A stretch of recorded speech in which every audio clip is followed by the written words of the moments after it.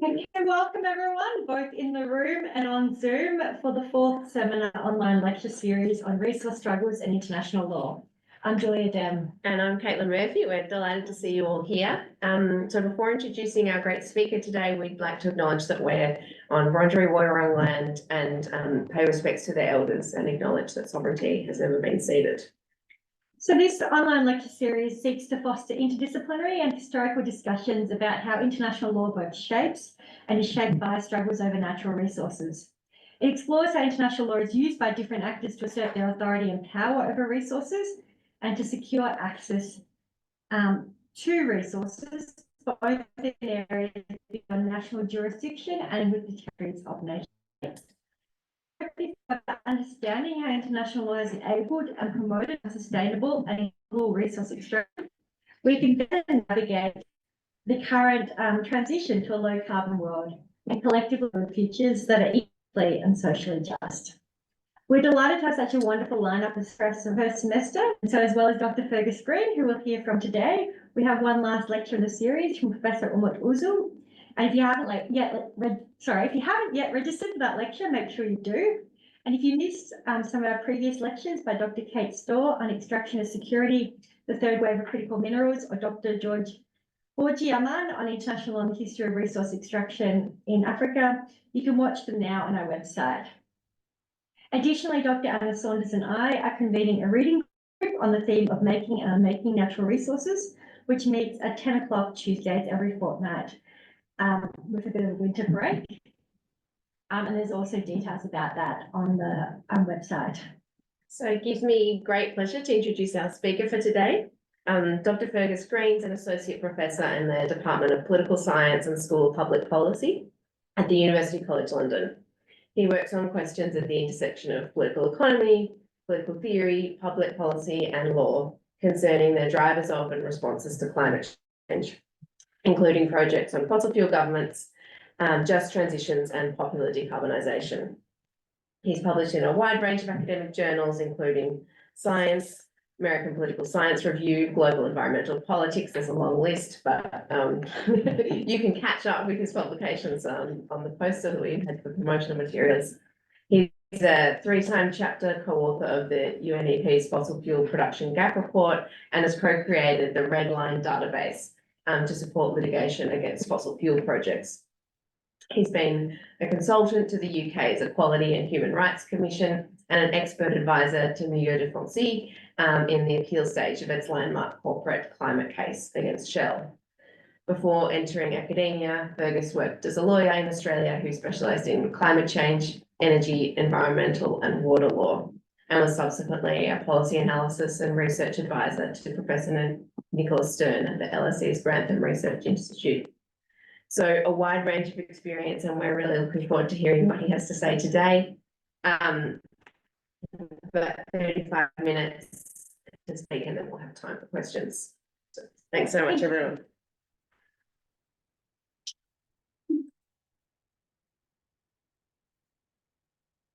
Great. Thank you very much, Julia and Caitlin, for that very generous introduction and for organising this series and this event and inviting me to participate in it. It's a real privilege to be here. And I'd also like to extend my acknowledgement to the traditional owners of this land, given I think it's particularly pertinent given the topic, resource extraction, and in particular fossil fuel extraction, which is my subject for today. So let me dive in. Okay. Good. So, plan for today. I'm going to talk a little bit about the problem as I see it concerning fossil fuel extraction in the context of climate change. And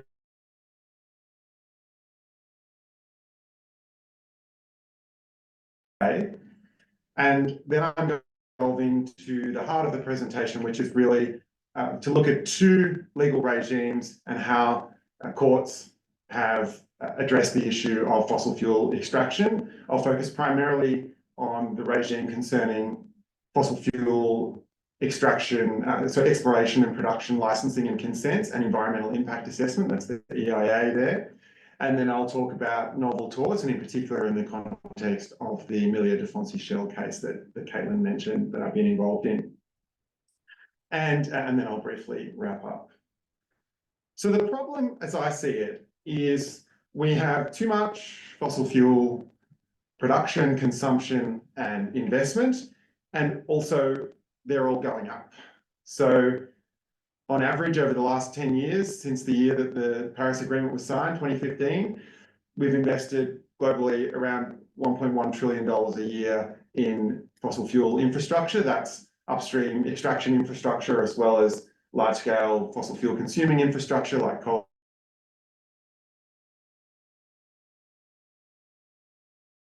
And that's after a dip during, as is fossil fuel production and fossil fuel consumption. And I want to be clear that I think tackling all three of those aspects of the problem is crucial, though today, for obvious reasons given this series, and also because it's what I've most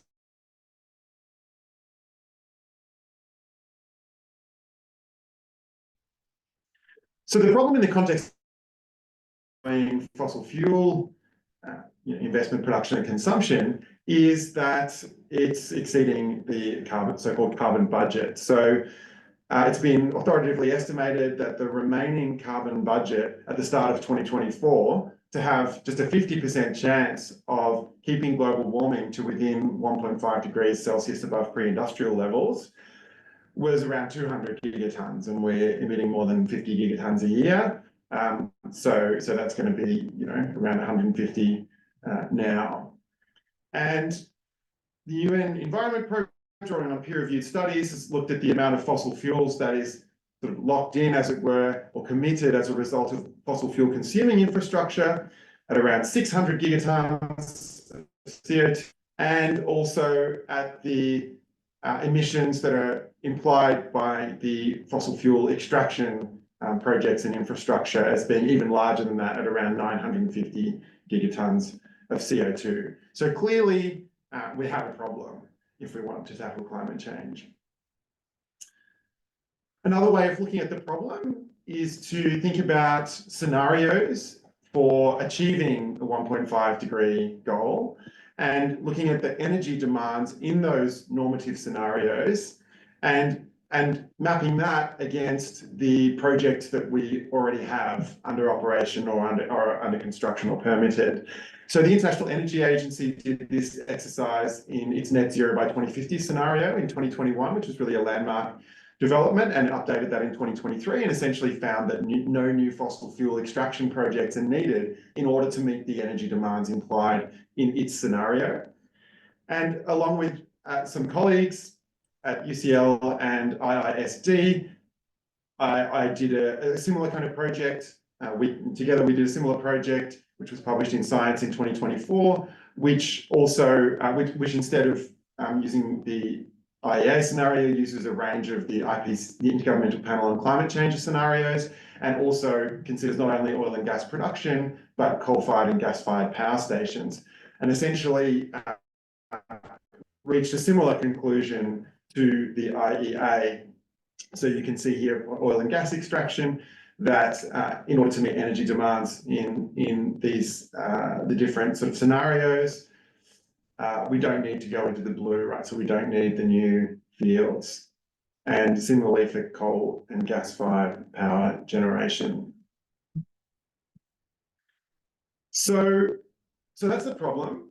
We have too much fossil fuels in order to address the climate problem, and we don't need those fossil fuels to meet the energy demands in a wide range of scenarios for staying within the 1.5 degree goal. So what can law do about it? And in particular, the focus for today is really on litigation and courts. So I'm going to start with international law, even though I will mostly talk about transnational and domestic law, given this is obviously a series about international law. And I am what you might call a lapsed public international lawyer, having done a lot of it in my undergraduate days as a law student, but less of it since then. But it is particularly pertinent to note, I think, that at the moment, we have a kind of landmark process in terms of public international law in relation to climate change, and that is the International Court of Justice currently deliberating on its advisory opinion about the obligations of states with respect to climate change. And it's interesting to note that a number of the states in their submissions referred to states' obligations in respect of fossil fuels. And actually one of the judges asked specifically about the obligations of states that are fossil fuel producers. And the responses to that particular question, as well as the more general submissions, indicate a wide range of views about the responsibility of states. So if we look on the one hand at Vanuatu, which was really the country that was the driving force behind the General Assembly resolution that requested the advisory opinion, essentially their perspective is one of kind of general international law and general principles of environmental laws, so principles of harm avoidance and the associated due diligence obligations of states.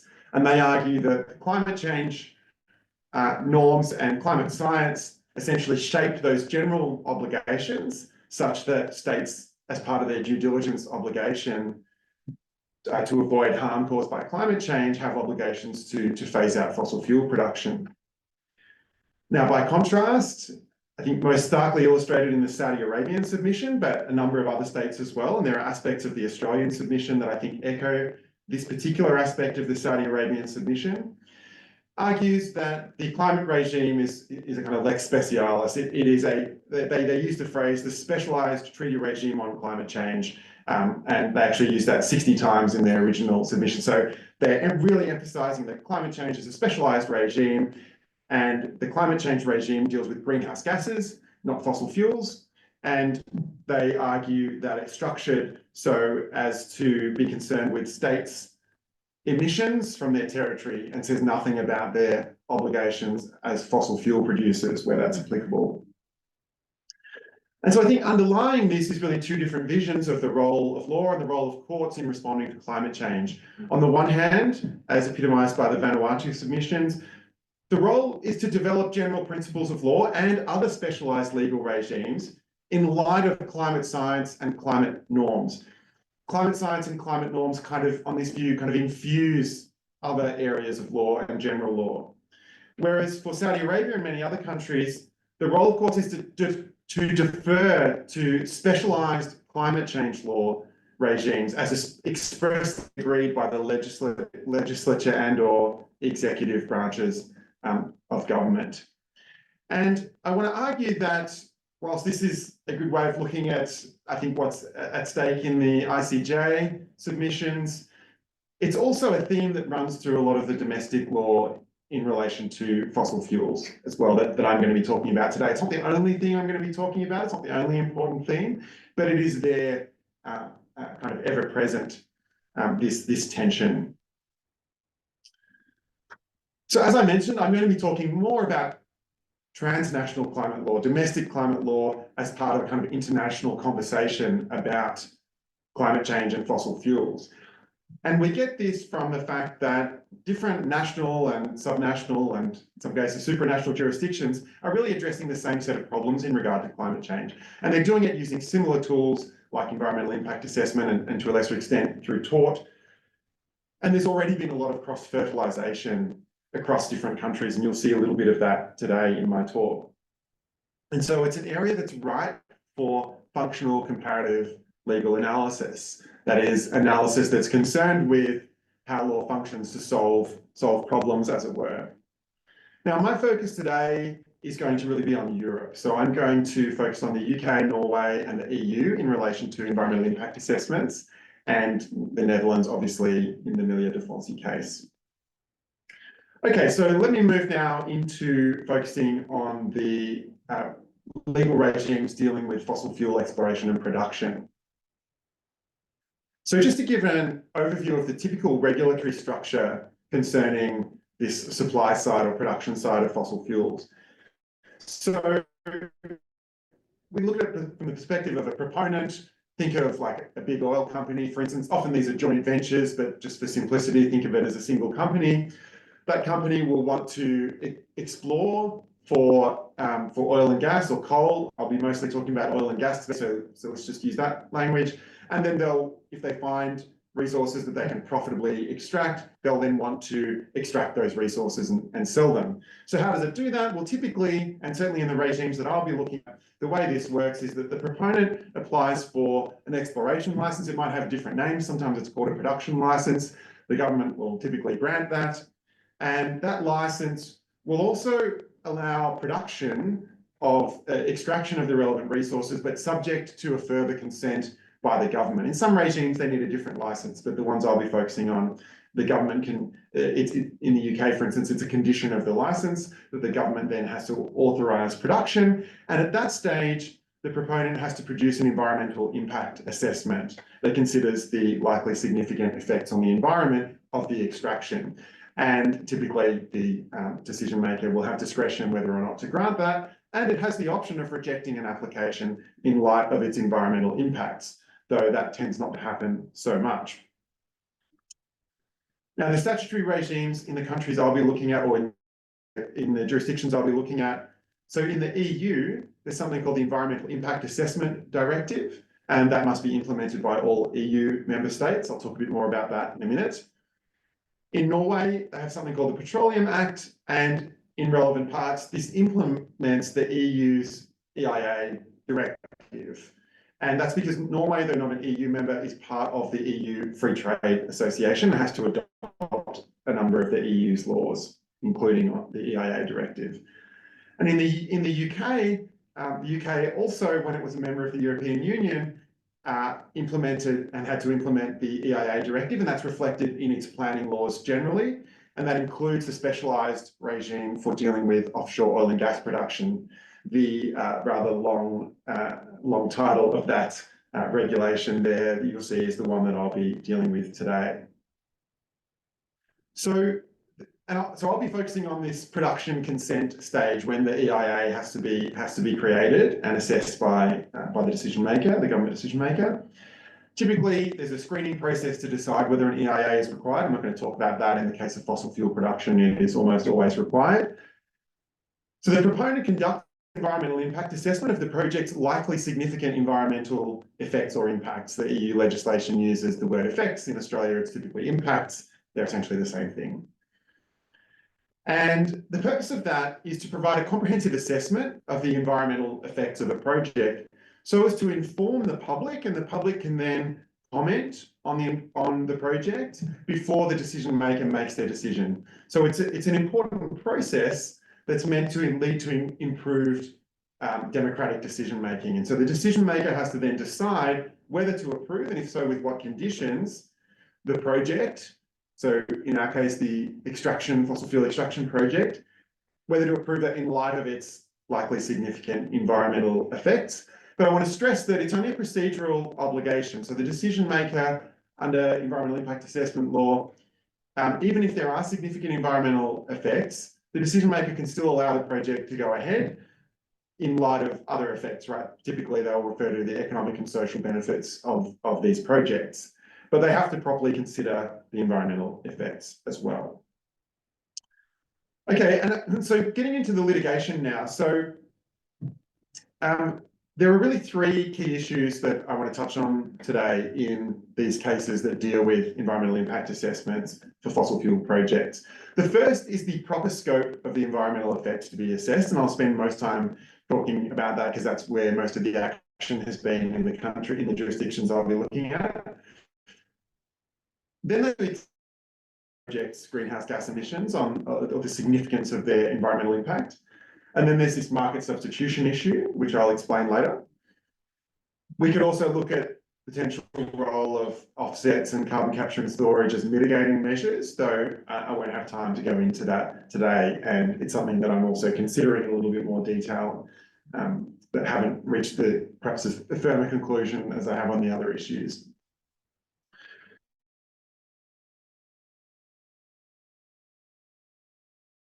Project from the perspective of the company that's doing the extraction. There are going to be upstream emissions from things like the venting and flaring of methane. And so direct emissions from the extraction project, and they're known as scope 1 emissions. And they're about 10% of the emissions, roughly, more or less, right, of the life cycle of those fuels. Those fuels will then Often they'll be refined, or then they'll go to market. And it's the consumers, whether it's a owner of a gas-fired power station or us when we drive our cars. And then those emissions, those combustion emissions, will be where most of the emissions in the supply chain occur. And there'll be the scope 1 emissions of the gas-fired power station owner or of us when we drive our car. But from the perspective of the fossil fuel producer, those downstream combustion emissions are what's known as scope 3 emissions of the producer. Don't need to worry about scope 2 so much in this context. So just forget about that. Now, the key question really before the courts in the cases that I'll be considering is, are scope 3 emissions effects of the extraction project? So the EU EIA directive, let's have a quick look at that first. So it's explicit in the directive that climate is part of the environment that has to be, in respect of which impacts have to be assessed and have to consider the greenhouse gases of the project. It's explicit that you have to consider direct and indirect effects.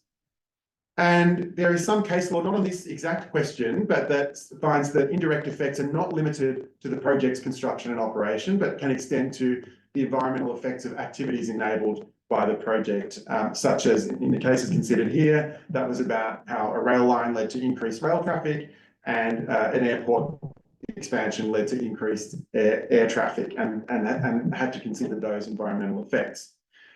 So the Court of Justice of the European Union has not yet ruled on whether scope 3 emissions are effects of fossil fuel production projects, but there's a strong case that they are. And in the cases I'm going to look at now, the courts in Norway and the UK have had cause to consider this issue. So the first case I'm going to look at, and I'm going to actually skip through this in a little bit quickly, just in the interest of time, but we can come back to it in the discussion if you want, because it's not quite as on point. But essentially, in this case, which went to the Norwegian Supreme Court and was decided in December 2020, that case concerned not so much an application for a production consent, but rather questions prior to that. So it concerned the decision by the Parliament to open areas of the Barents Sea to petroleum activity and subsequently to exploration licenses for companies. And the plaintiffs, a number of NGOs, or the claimants rather, this case,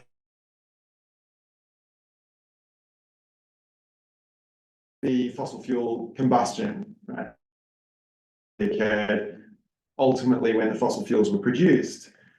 Now, I won't go into the findings in detail. Some of them dealt with the right to a healthy environment under the Norwegian constitution. Other aspects of it dealt with the strategic environmental assessments that had to take place when the fields were opened up. And so it didn't look directly at this question of the production consent stage. But essentially, broadly speaking, the court did hold that it was relevant within the constitutional right to a healthy environment to consider the impacts on Norway's environment via climate change from combustion emissions from Norwegian exported petroleum. And it did consider that essentially, when undertaking environmental impact assessment, that it is the case that those downstream emissions should be considered. Now, some of the aspects of the court's judgment were a little bit confusing and contradictory, but I think the better view is very much that it did hold that key last point that I mentioned. I'm just going to skip over this, but this last bit that I've put up is really the key one, where they're explicitly addressing project level production consents, and they say at that point, that is the point at which we should be considering greenhouse gas emissions effects in detail, and that includes scope 3. So that's an important finding. Now, the next case I'm going to consider, which the litigation is ongoing, which is known colloquially as the North Sea Fields case, this was a case that was initiated by the same group of NGOs in June 2023, and this did target production consents. So the government issued a number of production consents for 3 oil and gas fields in Norway, and those production consents did not, the environmental assessments did not consider combustion emissions, scope 3 emissions in those cases. So this case was brought by the NGOs, and in January 2024, the Oslo District Court issued a ruling that very, very clearly stated that the state ought to have considered combustion emissions and interpreting both the Petroleum Act and the Environmental Impact Assessment Directive of the EU as clearly, implying that fossil fuel combustion emissions would be indirect effects of the project. So that's what they decided on the merits. They also issued an injunction preventing the government from doing anything to further enable production in those fields. This was challenged by the government and went to the Court of Appeal. Now, interestingly, the Court of Appeal split the case into the case on the injunction and then the case on the validity of the actual production consents on the merits. And with regard to the injunction, now I certainly don't want to get into the finer points of Norwegian civil procedure law, which I've had cause to learn more about than I ever would have expected. But it's an interesting point there, given what I was saying earlier about the sort of deference to the legislature versus willingness to address the case. Very quickly, basically, the relevant civil procedure law requires, in order to grant an injunction, that there be a probable case on the merits, that granting an injunction would be appropriate, given that otherwise the interests of the party would be damaged by the action that they seek to prevent through the injunction, and also that granting an injunction wouldn't be disproportionate to the interest at stake. And the Court of Appeal basically sort of assumed the first two, but didn't decide them, and then said with regard to the balancing of interests, well, we just can't balance the interests at stake here. Basically, on the one hand, you've got billions of dollars of production of investment at stake, and European energy security questions. On the other hand, you've got climate considerations, and this is just a balancing act that it's just not appropriate for the courts to undertake. We just defer to the legislature. This was then appealed by the NGOs to the Norwegian Supreme Court, and we had a ruling actually last Friday in which the Supreme Court overturned the Court of Appeal's injunction decision because it failed to correctly interpret the civil procedure law. And effectively, in a very short judgment, the Supreme Court just says, yeah, no, you got to decide this, guys. Like, yeah, so it basically sent the decision back to the Court of Appeal and said it does have to reach a judgment on those three criteria. And I'm not sure when that will be heard. But in the meantime, on the merits, last year the Court of Appeal requested the European Free Trade Association Court to provide an advisory opinion interpreting the EU's EIA directive. And that ruling is expected anywhere now, sort of up until around July, I'm told, and certainly before the Court of Appeal's hearings on the merits of the production, the validity of the production consent, which is scheduled for September this year. So that case still has some way to go. Whilst all this litigation was happening, over in the UK now, we had a landmark decision of the UK Supreme Court in a case known as Finch. That case concerned onshore oil production, and the environmental impact assessment for that did not consider downstream combustion emissions, but the relevant local council granted consent anyway. The first instance court and the Court of Appeal found in favour of the council. It went up to the Supreme Court. Supreme Court said no, actually. It made a very, very clear and strong statement that fossil fuel extraction, for fossil fuel extraction projects, the EIAs have to take into consideration scope 3 emissions, combustion emissions, and apply regime as well. So, very clear decision from the UK Supreme Court. A couple of interesting points just to note. So, one of the arguments, this got very short shrift, but one of the arguments that the council made was that in light of UK's climate regime, right, it wouldn't be appropriate to deal with climate change through the EIA, so this kind of deference argument. And the Supreme Court gave that very short shrift. The arguments are misguided, essentially. So this was a very minor part of it. They didn't see that this was an issue at all. And interestingly, it referred to the Oslo District Court judgment that I mentioned a while ago, And it said that even though it was only persuasive, essentially agreed with its interpretation of the EU's EIA directive. So it might be difficult now, you would think, for the EFTA court to reach a different judgment about the interpretation of EU law from the Oslo District Court and the UK Supreme Court. Of course, they're free to do that, but it will be interesting to see. That court had some immediate consequences in the UK, and we're still seeing those play out. One of which was that in applying Finch, the High Court in the UK rejected production consent for a new coal mine. It also led to the largest undeveloped oil and gas field in the UK, the Rosebank field, and another smaller field called Jackdaw. Their production consents were granted by the Sunak government in 2022. They were judicial reviewed. That was stayed until after the Supreme Court ruling in Finch. And in applying that, the court said, yeah, no, you've got to, the government's got to remake that decision in light of the Scope 3, assessing the Scope 3 emissions. So there are a number of other production consents that could be affected in the UK.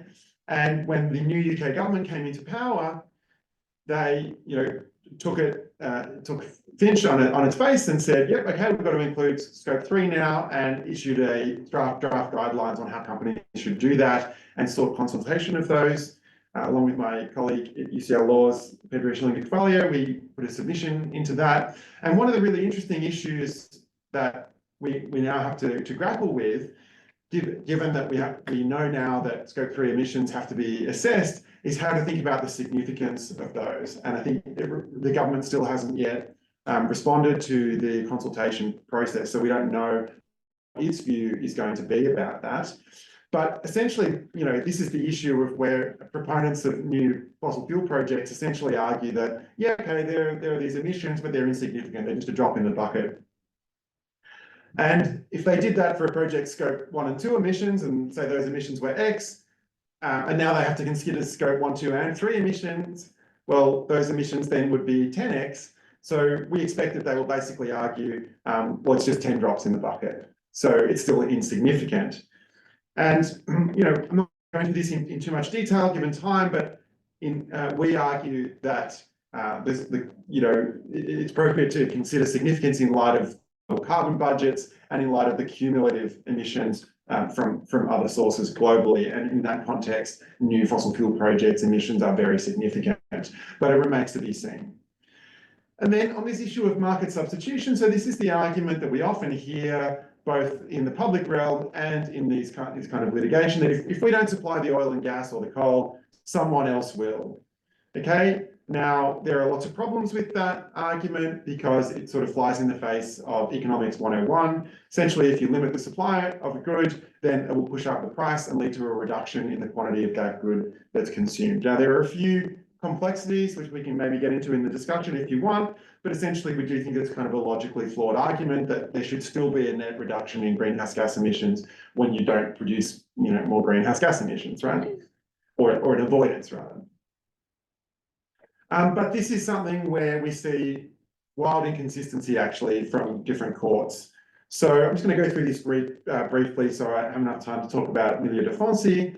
But essentially, in the Norwegian case, there was some deference. In the first Norwegian case, there was a degree of kind of deference. There was kind of a recognition that there is market substitution, and it's better maybe for the government to deal with that.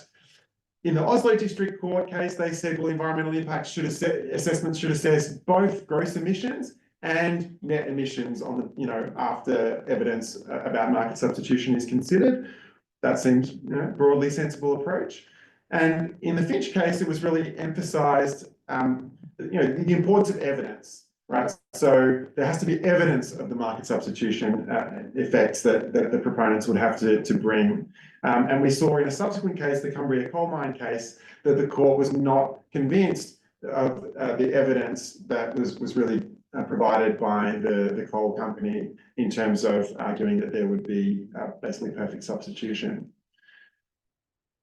Okay, let me talk for a few minutes now about the Shell case. So moving from the petroleum production regime to now tort law, we had this landmark ruling in first instance in 2021, where essentially the district court in The Hague ordered that Shell, and as the head company and all of its subsidiaries, had to reduce its scope 1, 2, and 3 emissions, so its emissions from all of the petroleum that it sells, by 45% by 2030, below 2019 levels. Okay, so how did it get there? Essentially, there's a provision of the Dutch Civil Code in the tort section that provides for a kind of unwritten standard of care that has to be adhered to. So what does that entail in this context? Well, the court reasoned that Dutch citizens have human rights to life and respect for private and family life, which are threatened by climate change. It argued that those norms apply with indirect horizontal effect between individuals and businesses, that shapes what businesses should do, and that's in light of norms around the UN Guiding Principles on Business and Human Rights, and that extends to supply chain relationships among businesses, including their scope 3 emissions. Interpreting that further in light of the Paris Agreement, the temperature goals, and best available science. And the standard also, the district court held, must reflect the fact that there's a consensus that global emissions need to be reduced by 45% by 2030. And they argued that that should be reflected in the standard of care that individual companies owe. And they held in terms of market substitution that Shell has a personal obligation to reduce its emissions, irrespective of what other companies do. And it rejected the factual assumptions underpinning Shell's argument of perfect substitution. Now, the Court of Appeal agreed with an awful lot of that, actually, but not on the crucial question of the standard of care and market substitution. So, interestingly, the Court of Appeal sort of rejected Shell's argument that, climate change is being dealt with by the EU under its emissions trading scheme and various other laws. It's being dealt with by the Netherlands under its climate laws. So that covers the field. There's no scope for a kind of tortious duty. And the court clearly rejected that and said that, we acknowledge all of these things and they may shape the duty, but essentially this is a freestanding duty that goes beyond that.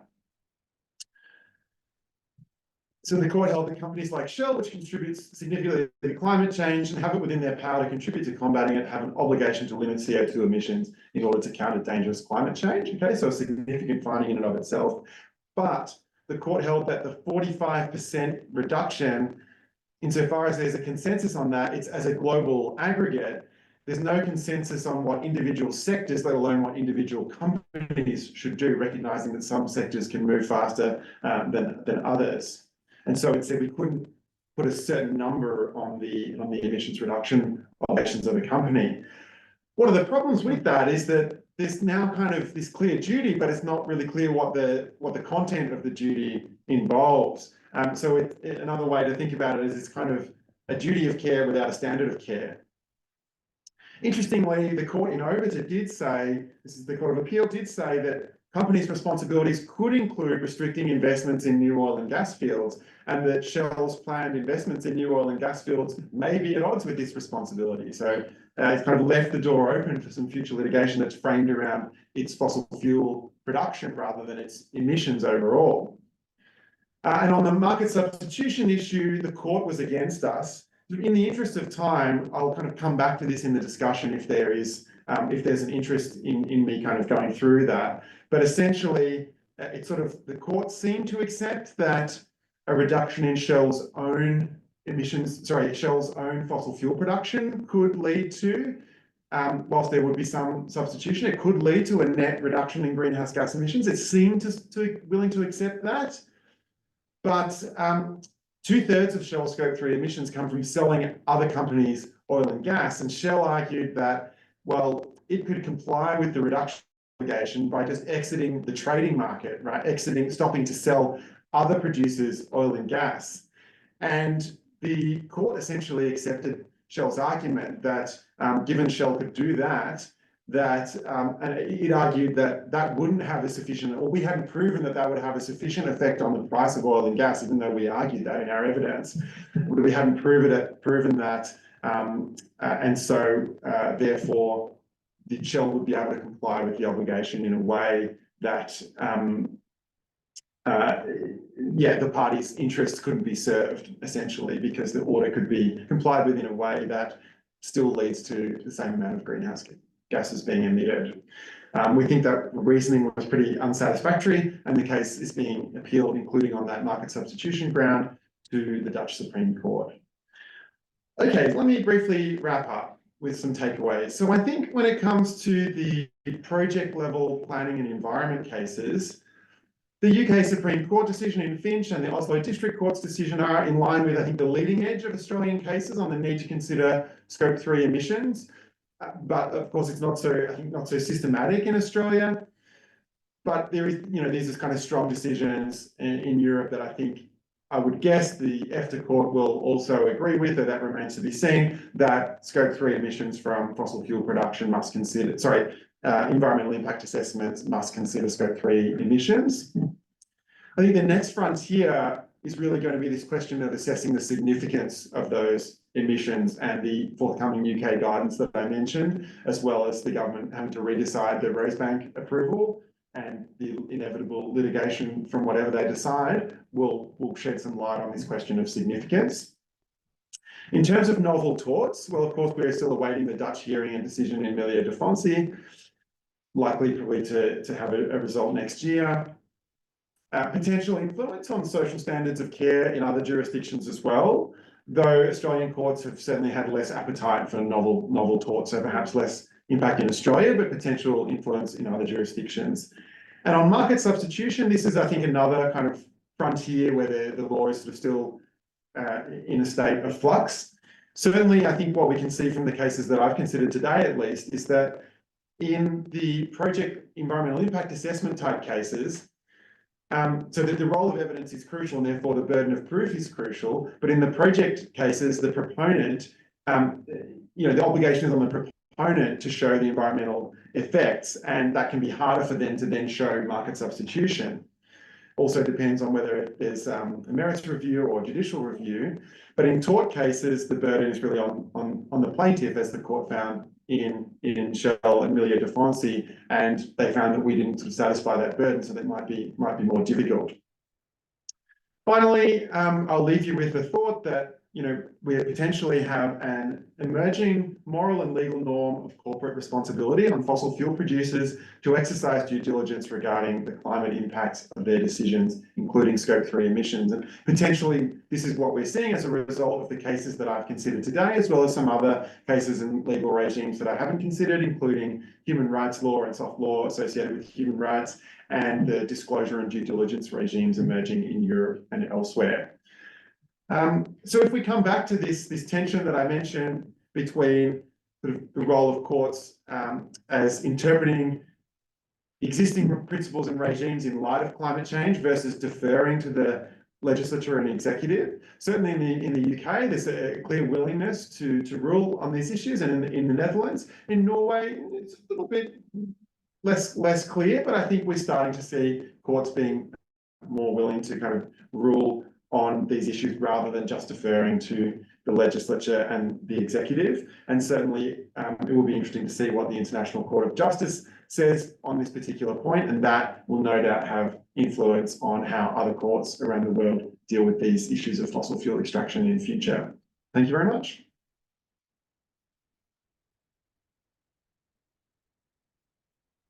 Thank you. Yeah. That was absolutely